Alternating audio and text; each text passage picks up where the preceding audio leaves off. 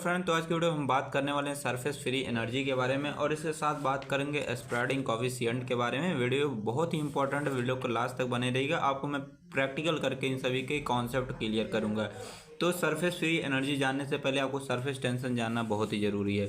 यहाँ पे आपको मैंने वाटर के मॉलिक्यूल्स दिखाए हैं। तो इस तरह ये सभी जो मॉलिक्यूल्स इसको बोलते हैं बल्क मॉलिक्यूल्स, ये ऊपर वाले बोलते हैं सरफेस मॉलिक्यूल बोलते हैं। आपको पता है कि जो बल्क मॉलिक्यूल्स होते हैं इसमें चारों तरफ से ऐसे फोर्स लगते हैं, लेकिन जो ऊपर के मॉलिक्यूल्स है इनको क्या करता है, तीन साइड से मान लीजिए इधर फोर्स लग रहा है, ठीक है। तो इसके सरफेस पे क्या एक टेंशन प्रोवाइड होगा, वह उसको बोलेंगे हम सरफेस टेंशन बोलेंगे, ठीक है। जब हम क्या करते हैं सरफेस टेंशन के अगेंस्ट क्या करते हैं, वर्क करते हैं, ठीक है। तो क्या होगा, अगर हम इसके अगेंस्ट काम करेंगे तो क्या होगा, इसमें कोई ना कोई इसके एरिया में इंक्रीजमेंट आएगा, ठीक है। उसी को बोलते हैं हम सरफेस फ्री एनर्जी बोलते हैं, ठीक है। आइए एग्जांपल से आपको करके पूरा बताएंगे। तो मान लीजिए कि हमारे पास इस तरीके से मैंने बना लिया है, ये हमारी देख लीजिए फ्रेम है, ठीक है। ये फ्रेम मैंने बना लिया है। अब क्या करेंगे, इसके बीच हमने एक मूवेल ऑयल लगा लिया है, ठीक है, जो मूव करेगा, ठीक है। इस तरीके से देखिए मूव करेगा, ठीक। अब इसको क्या करेंगे, एक सॉप की फिल्म बनाएंगे, अभी आपको करके दिखाएंगे, तो बस वीडियो को देखते रहिए। क्या करेंगे, उस सॉप की फिल्म में ले जाकर इसको डुबो देंगे। तो सरफेस टेंशन की वजह से क्या होगा कि ये वायर जो है ऐसे रहेगी, ठीक है। जैसे इसको क्या करेंगे, हम ऊपर ऐसे खींचेंगे, इसमें कोई ना कोई वर्क लगाएंगे सरफेस टेंशन के अगेंस्ट हम कोई वर्क करेंगे। तो इसमें जो इंक्रीजमेंट हुआ, इसके एरिया में जो इंक्रीजमेंट हुआ, पहले तो यहाँ था, यहाँ से हमने यहाँ पे इस पर कोई ना कोई फोर्स लगा के इस पर कोई वर्क किया, हमने यहाँ पे इसको ला के कर दिया। अब एरिया में क्या हुआ, चेंजेस, थोड़ी एरिया बढ़ गई, मतलब कि कितनी एरिया जो है सरफेस की कितनी एरिया बढ़ी, उसी को बोलते हैं सरफेस फ्री एनर्जी। आइए आपको करके अभी बताएंगे। तो यहाँ पे डेफिनेशन समझ लेते हैं। Surface free energy is the energy that is required to increase the surface area of liquid. कि मतलब कि हमारे पास एक लिक्विड है, सॉफ्ट फिल्म है, हम क्या करते हैं, इस पर हम कितना वर्क करें, कितनी एनर्जी लगाएं कि इसके एरिया में चेंजेस हो जाए, ठीक है। उसी को बोलते हैं सरफेस फ्री एनर्जी। तो मान लीजिए इस तरीके से पहले फ्रेम थी, तो इसमें हमने लिक्विड सॉफ्ट जो फिल्म है यहाँ पे लगा दी थी, ठीक है। यहाँ पे मूवेल ऑयल लगा दिया था। अब क्या कर रहे हैं, इस पर हम थोड़ा ना कुछ वर्क करते हैं, यहाँ पे कोई ना कोई फोर्स लगाएं। जैसे हमने इस पर, तो यहाँ पहले था, मान लीजिए कि यहाँ पे था, इस पर हम थोड़ा ना फोर्स लगाएं, थोड़ा वर्क हुआ इसमें। तो इस तरीके से इसमें एरिया जो चेंजेस हुआ, इसमें डी मान लीजिए डेल्टा डी, इसमें एरिया में चेंजेस आए, उसी को हम बोलते हैं सरफेस फ्री एनर्जी, ठीक है। पहले क्या होता कि इसके ऊपर का जो स्पेस था वो फ्री था, ठीक है, सरफेस फ्री था। जैसे ही हमने इस पर वर्क किया, थोड़ा वर्क लगाया, तो एरिया में इसके चेंजेस आए, इसी को बोलते हैं सरफेस फ्री एनर्जी बोलते हैं।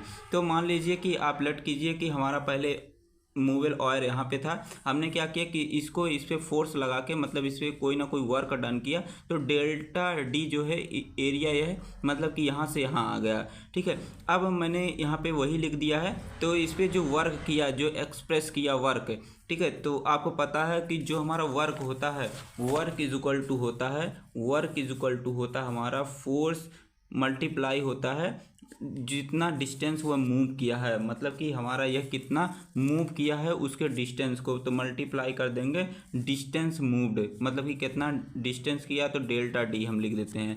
डेल्टा डी वह मूव किया था। अब क्या करते हैं कि आपको पता क्या है कि जो हमारा एफ इजिकल टू होता है, आपने पहले पढ़ा है कि एफ इजिकल टू होता है गामा मल्टीप्लाई एल होता है, आपको यह पहले पता है।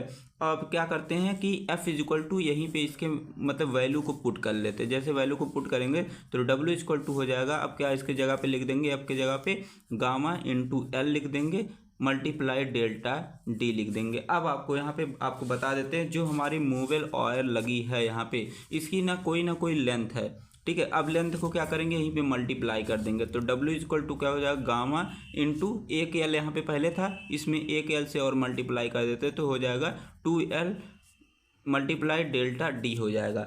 अब हमें आपको एक चीज़ और बता देते हैं, हमारा 2L delta d is equal to होता है डेल्टा ए होता है। जो डेल्टा ए है इसमें मतलब कि एरिया में कितना चेंजेस हुआ है उसको हम इससे रिप्रेजेंट कर रहे हैं डेल्टा ए से। तो हम क्या कर देते हैं, इसके जगह पे हम रख देते हैं क्या, डेल्टा ए रख देते हैं। अगर इसके जगह पे, इन दोनों की जगह पे डेल्टा ए रखते हैं तो हमारा डब्ल्यू इक्वल टू हो जाएगा गामा इंटू डेल्टा ए। मतलब कि इससे यह निकला कि जो सरफेस टेंशन था, सरफेस टेंशन के जब हमने अगेंस्ट वर्क किया, मतलब फोर्स लगाया, तो कितने एरिया में चेंजेस हुआ, उसी को बोलते हैं हम सरफेस फ्री एनर्जी बोलते हैं। आई होप आपको समझ में आ गया होगा। आइए आपको पूरा कॉन्सेप्ट जो है क्लियर करते हैं, इसका एक्सपेरिमेंट करके दिखा के। तो यहाँ पे मैंने लिख दिया है work, W equal to work है, gamma is equal to surface tension है, और delta is equal to increase in area. तो आइए एक्सपेरिमेंट इसका हम करके देखते हैं। आप पहले क्या लेंगे, वाटर लेंगे, वाटर में ऐसे शैम्पू क्या कर लेंगे, घोर लेंगे, इसी में ऐसे मिला लेंगे, ठीक है, इस तरीके से। तो ये देखिए मैंने इस तरीके से फ्रेम बना लिया, यहाँ पे एक मूवर ऑयल लगा लेंगे, ठीक है। जैसे ही क्या करते हैं, इसमें मैंने इस तरीके से इसे डुबो लिया, तो अब देखेंगे इस पे, देख लीजिए एक फिल्म जैसा यहाँ पे बन गया है, ठीक है। आई होप आपको दिख रहा होगा, ठीक है। ऐसे देखिए फिल्म जैसा इस पर दिखेगा, ठीक है, फिल्म हमारी दिख रही है आपको यहाँ पे, ठीक है। अब क्या करेंगे, जैसे ही हम इतने दूर लाएंगे, देखिए सरफेस टेंशन की वजह से ये हमारा जो वायर है ये पुनः अपने पोजीशन में पहुंच जा रहा है, ठीक है, देख लीजिए यहाँ पे पहुंच जा रहा है। तो सबसे पहले क्या करेंगे, आप इस तरीके से बनाएंगे घोल, उसमें क्या करेंगे, ऐसे इसको डालेंगे, ठीक है। अब मान लीजिए कि हमारी जो सरफेस, मान लीजिए यहाँ तक की एरिया है, अब इस पर हम थोड़ा वर्क करते हैं। जैसे ही हम वर्क करेंगे, देख लीजिए फिल्म आपको ऐसे दिख रही होगी, ठीक है, इस तरीके से फिल्म आपको दिखेगी, ठीक है। आगे क्या करेंगे, जैसे ही हम इसको छोड़ते हैं, देखिए फिर अपने पोजीशन में पहुंच जा रहा है, क्योंकि इस पर सरफेस टेंशन लग रहा है, ठीक है। तो यहाँ पे पहले मान लीजिए ऑयर यहाँ पे था, अब इस पर हम कितना वर्क कर रहे हैं, ठीक है, इसके एरिया को बढ़ाने के लिए, उसी को बोलते हैं सरफेस फ्री एनर्जी बोलते हैं। तो इस तरीके आप अपने घर पे करके भी देख ले सकते हैं। तो आपको फिल्म दिख रही है, आप कमेंट बॉक्स में ज़रूर से बताइएगा, देख लीजिए इस तरीके से, ऐसे देख लीजिए, इसको ब्लू कलर की दिख रही है। तो इस तरीके से फिल्म जैसे ही मैं यहाँ पे छोड़ूंगा, पुनः वह अपने पोजीशन में पहुँच जा रहा है। पुनः पोजीशन में इसलिए पहुँच रहा क्योंकि सरफेस टेंशन लग रहा है, इसलिए वह अपने पुनः पोजीशन में पहुँच रहा। पहले मान लीजिए ऑयर यहाँ पे थी, ऑयर को फिर हमने फोर्स इस पे लगाया, कितना हमने वर्क करके एरिया में कितने चेंजेस किए। तो पहले यहाँ पे था, इतने हमने वर्क लगा के इतना एरिया में चेंजेस किया, इसी को हम बोल देंगे सरफेस फ्री एनर्जी बोल देंगे। आई होप आपको प्रैक्टिकल समझ में आया है, कमेंट बॉक्स में जरूर से बताइए। स्प्रेडिंग कॉफिशिएंट के बारे में, स्प्रेडिंग कॉफिशिएंट जानने से पहले आपको जानना पड़ेगा स्प्रेडिंग होती क्या है। तो स्प्रेडिंग मतलब होता है फ्रेंड फैलना, ठीक है। तो आपको बता देते हैं, यहाँ पे मान लीजिए कि हमारे पास दो इमिसिबल लिक्विड है, एक हमारे पास ऑयल है और दूसरा हमारे पास वाटर है। ये दोनों आपस में इमिसिबल होते हैं, दोनों आपस में मिक्स नहीं होते हैं। तो क्या करते हैं कि हम यहाँ पे वाटर ले लेते हैं, ठीक है, ये हमारा हो गया, वाटर हो गया। अब क्या करते हैं, जैसे इसमें ऑयल डालेंगे, तो ऑयल को डालते हैं तो इसके ऊपर या तो ऐसे लेंस जैसा बना लेगा, मतलब कि एक ड्रॉपलेट जैसी बना लेगी, या तो हमारा ऑयल जो होता है इसके जो सरफेस है, जो हमारा वाटर का सरफेस, इस पर ऐसे स्प्रेड फैल जाएगी। तो उसी को बोलते हैं हम स्प्रेडिंग कॉफिशिएंट बोलते हैं। जो हमारा स्प्रेडिंग कॉफिशिएंट होता है, सॉरी स्प्रेडिंग जो होता है, फैलना जो जिसको बोलते हैं, ये हमारा किसके वजह से होता है, इसको जान लेते हैं। ये हमारा होता है जब हमारा एडहेसिव फोर्स ज़्यादा होता है कंपेयर कोहेसिव फोर्स के, तब उसको हम उस टाइम हमारा जो होता है, एक लिक्विड दूसरे लिक्विड के ऊपर स्प्रेड कर जाती, फैल जाती है। अब जान लेते हैं हमारा एडहेसिव फोर्स और कोहेसिव फोर्स आखिर होता क्या है। तो एडहेसिव फोर्स उसको बोलते हैं फ्रेंड, जब हमारे डिफरेंट नेचर के मॉलिक्यूल्स रहते हैं, उनके बीच जब फोर्स लगता है, उसको हम बोलते हैं एडहेसिव फोर्स। मान लीजिए ये हमारे ऑयल के मॉलिक्यूल्स हैं और ये हमारे वाटर के मॉलिक्यूल्स हैं, इनके बीच जब फोर्स लगेगा, उसको हम उसको बोलेंगे एडहेसिव फोर्स बोलेंगे। तो यहाँ पे देख लीजिए, ये हमारे वाटर है, वाटर के मॉलिक्यूल्स और हमारे जो ऑयल्स है, इनके बीच हमारा जो फोर्स लगेगा, उसको हम बोलेंगे एडहेसिव फोर्स। तो हमारा यहाँ पे एडहेसिव फोर्स ज़्यादा है, तभी तो इसके ऊपर हमारा जो दूसरा लिक्विड है वह स्प्रेड किया है, फैला है, ठीक है। अब कोहेसिव फोर्स उसको बोलते हैं जब हमारे जो सेम नेचर के जो मॉलिक्यूल्स रहेंगे, उनके बीच जब फोर्स लगेगा, उसको बोलते हैं कोहेसिव फोर्स बोलते हैं। तो मान लीजिए ये हमारे वाटर के मॉलिक्यूल्स हैं और यह भी हमारे जो है वाटर के मॉलिक्यूल्स है। जब वाटर सेम नेचर के जो मॉलिक्यूल्स रहेंगे, इनके बीच जब फोर्स लगेगा, उसको हम बोलते हैं कोहेसिव फोर्स बोलते हैं। आई होप आपको समझ में आ गया होगा। वही चीज़ें यहाँ पे लिखी गई हैं, मैं यहाँ पे समझा देता हूँ। तो सेपरेडिंग उसको बोलते हैं जब क्या करते हैं, हम स्मॉल क्वांटिटी में दो इमिसिबल लिक्विड लेते हैं, एक इमिसिबल लिक्विड को दूसरे लिक्विड में क्या करते हैं, जैसे ही डालते हैं, उसके सरफेस पे क्या होती है, दूसरी वाली लिक्विड क्या होती है, फैल जाती है। मतलब कि या तो फिल्म बना लेगी, या तो उसके सरफेस पे क्या होगी, ड्रॉपलेट के रूप में हो जाएगी, या तो उसमें लेंस जैसा दिखने आपको लगेगा। आइए आपको इसको करके मैं दिखाता हूँ।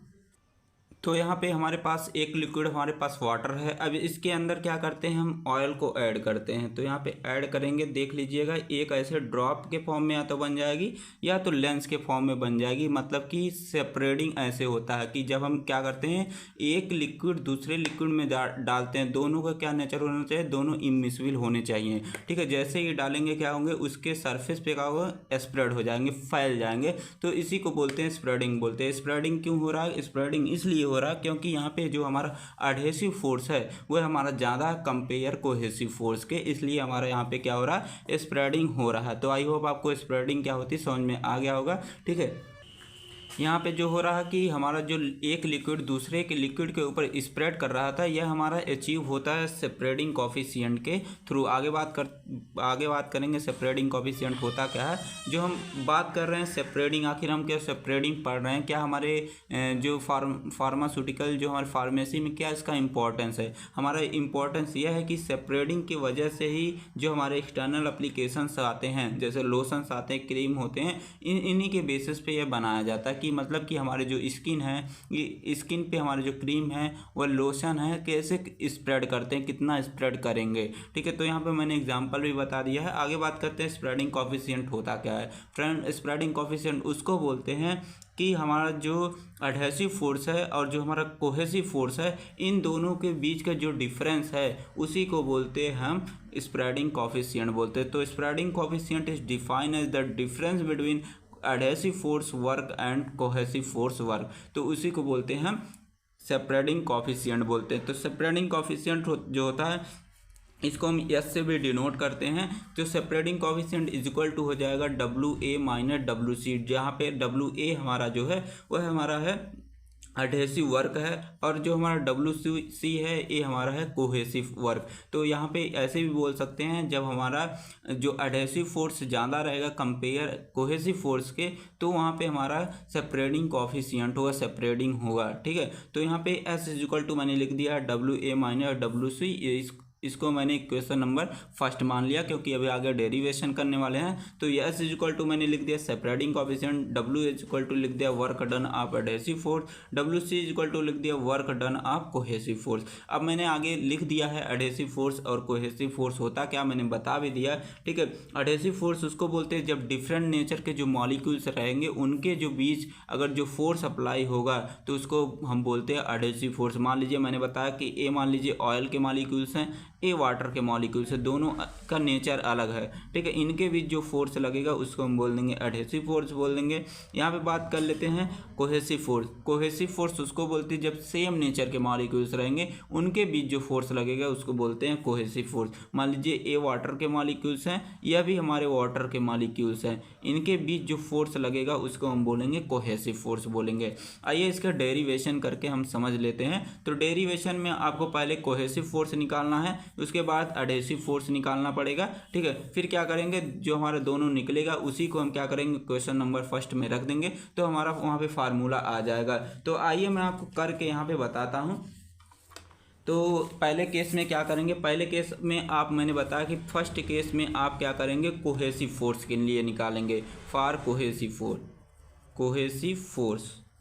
कोहेसिव फोर्स के लिए निकालेंगे। तो मैं मान लीजिए कि आपके पास कोहेसिव फोर्स मैंने बताया कि जब सेम नेचर के जो मॉलिक्यूल्स रहेंगे उनके बीच जो फोर्स लगेगा उसको बोलेंगे कोहेसिव फोर्स। मान लीजिए ए भी हमारे वाटर के मॉलिक्यूल्स हैं, ए भी वाटर के मॉलिक्यूल्स हैं। ठीक है, दोनों की जो साइज है ये सेम है। ठीक है, तो इसकी मान लीजिए अगर साइज शेप दोनों सेम है तो इनकी मान लीजिए एरिया जो है हमने डेल्टा ए मान लिया, इसकी भी जितनी एरिया इसकी रहेगी क्योंकि दोनों सेम है तो इसकी भी एरिया हमारी डेल्टा ए ही होगी। अब जितना सरफेस टेंशन इस पे लगेगा, ठीक है, उतना सरफेस टेंशन इस पे भी लगेगा। मान लेते हैं इस पे सरफेस टेंशन जो लगा गामा एल लगा, और इस पे जो सरफेस टेंशन इसका है इसका भी मान लेते गामा एल है। ठीक है, अब इस केस में क्या होगा, WC इज इक्वल टू हो जाएगा हमारा, इसके पहले बूंद की पहले हम लिखेंगे तो गामा एल इंटू डेल्टा ए हमारी पहली बूंद की हो गई। अब क्या करेंगे प्लस कर देंगे, दूसरी बूंद की कर देंगे, तो इसका भी गामा एल इंटू डेल्टा ए, ये हमारी निकल गई, इसका इन दोनों का निकल गया। ठीक है, कोहेसिव फोर्स के लिए अब क्या करते हैं,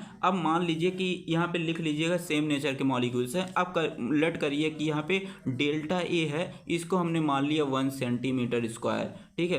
हमने क्या कर लिया, जो हमारा डेल्टा ए यहाँ पे लिखा था इसको हमने 1 सेंटीमीटर स्क्वायर कर लिया, तो 1 से यहाँ पे मल्टीप्लाई करेंगे तो हमारा क्या हो जाएगा, डब्ल्यू सी इक्वल टू हो जाएगा गामा एल, यहाँ पे मल्टीप्लाई कर देंगे तो 1 ही आएगा, गामा एल ही आएगा, तो यहाँ कर देंगे गामा एल हो जाएगा। तो यहाँ पे जो हमारा डब्ल्यू सी इक्वल टू आएगा इसको जोड़ देंगे तो 2 गामा एल आ जाएगा। ये इक्वेशन नंबर हमारा, ये हमारा सेकंड हो गया। पहला जो इक्वेशन हमारा था मैंने बताया कि W A minus W C, ठीक है, हमारा किसके इसको सेपरेटिंग कॉफिशिएंट के, ये हमारा इक्वेशन नंबर फर्स्ट, इसको ध्यान रखिएगा काम आएगा, ठीक है। अब क्या करते हैं हमारे, मान लीजिए सेकंड केस, फर्स्ट केस तो आपने देख लिया, सेकंड केस में क्या करते हैं, सेकंड केस में यह करते हैं कि यहाँ पे एडहेसिव फोर्स के लिए, फॉर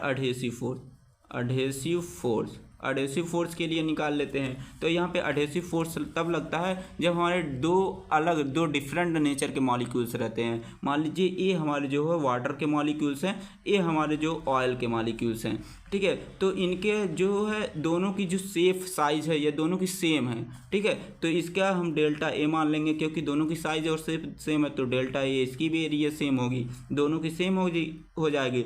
लेकिन जो इसका सरफेस टेंशन है, ए ऊपर का हमने माना क्या, वाटर माना है, तो यहाँ पे डब्ल्यू लिख लेते हैं, ऑयल लिख लेते हैं, ठीक है।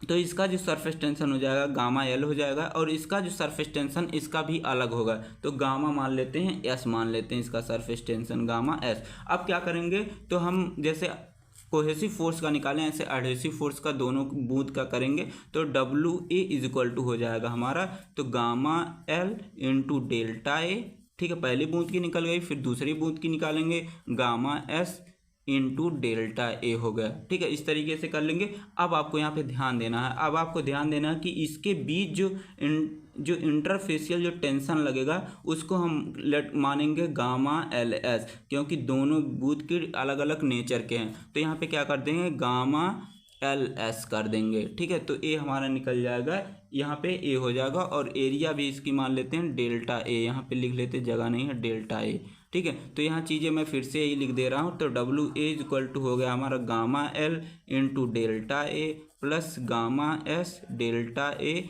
माइनस करेंगे, माइनस इसलिए कर रहे हैं क्योंकि इस दोनों के बीच का हम निकाल रहे हैं, इंटरफेशियल टेंशन निकाल रहे हैं, तो इसी में से क्या कर रहे हैं, इन दोनों को घटा देंगे तो निकल जाएंगे, तो माइनस करेंगे तो गामा एल एस कर देंगे, दोनों के बीच का एल एस हमने माना है, इंटू डेल्टा ए, ठीक है। अब क्या करेंगे, अब ये करेंगे कि इसका मान लीजिए जो हमारी एरिया था इसको हमने 1 सेंटीमीटर इसमें मान लेंगे, तो डेल्टा ए इक्वल टू हमने मान लिया 1 सेंटीमीटर स्क्वायर मान लिया। अगर 1 सेंटीमीटर स्क्वायर मान लेंगे तो 1 से मल्टीप्लाई कर देंगे यहाँ, तो एरिया हमारी हट जाएगी। यहाँ पे मान लीजिए ए कर देंगे तो एक को मानते नहीं है, ठीक है। ऐसे डब्ल्यू ए इक्वल टू मान लेते हैं गामा एल हो गया, ठीक है। ए से मल्टीप्लाई कर देंगे गामा एल ही आएगा, आपको पता है, प्लस हो जाएगा गामा एस हो जाएगा, माइनस हो जाएगा गामा एल एस हो जाएगा। ये हमारा इक्वेशन नंबर आ गया, इक्वेशन नंबर थर्ड आ गया। तो आपको इक्वेशन दोनों याद रखनी है, आई होप आपको समझ में आ गया होगा।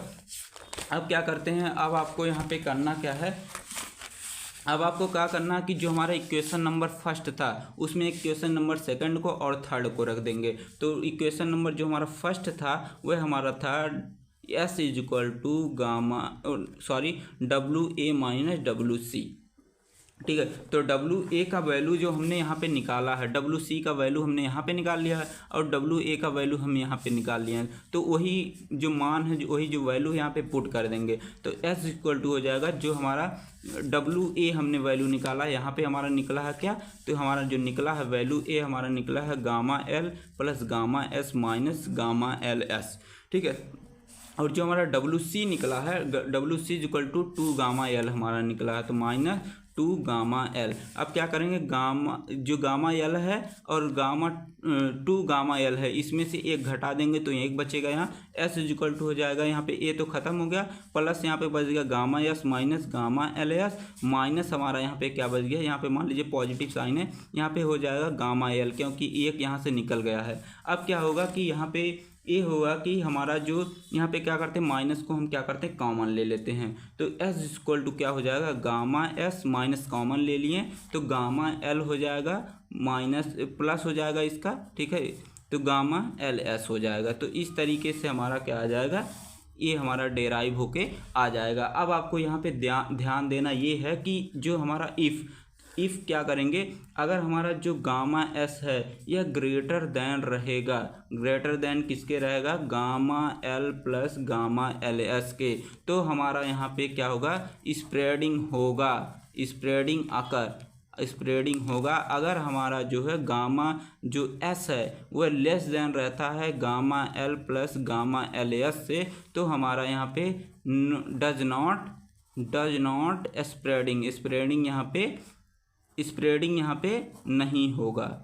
ठीक है, ये आपको यहाँ पे ध्यान देना। तो वही चीज़ें मैंने यहाँ पे बताई है, जो मैंने बताई वही चीज़ें यहाँ पे लिखी गई है। तो मैंने बताया डेरिवेशन में फर्स्ट केस में आप क्या करेंगे, कोहेसिव फोर्स के लिए निकाल देंगे, सेकंड केस में आप निकाल देंगे एडहेसिव फोर्स के लिए। ये हमने एक क्वेश्चन नंबर फर्स्ट मान लिया, ये हमने एक क्वेश्चन नंबर सेकंड मान लिया। अब क्या करेंगे, जो क्वेश्चन नंबर सेकंड है और सेकंड और थर्ड है, इसको एक क्वेश्चन नंबर फर्स्ट में हम रख देंगे इनकी वैल्यू। जैसे इनकी वैल्यू हम यहाँ पे रखते हैं तो हमारा निकल के आता है S equal to gamma S minus यहाँ पे gamma L plus gamma L S आ जाएगा। अगर हमारा जो गामा एस है यह ग्रेटर देन रहता है gamma L plus gamma L S से, तो यहाँ पे हमारा स्प्रेडिंग होगा। अगर यहाँ पे हमारा जो गामा एस है यह लेस देन रहता है gamma L plus gamma L S से, तो यहाँ पे स्प्रेडिंग नहीं होगा। तो वीडियो इतनी थी। वीडियो कैसी लगी आप कमेंट बॉक्स में ज़रूर से बताइएगा, और आपको प्रैक्टिकल जो मैंने अभी करके दिखाए हैं वह आपको कैसा लगे कमेंट बॉक्स में ज़रूर से बताइएगा। थैंक्स फॉर वॉचिंग, मिलते हैं हम नेक्स्ट वीडियो में।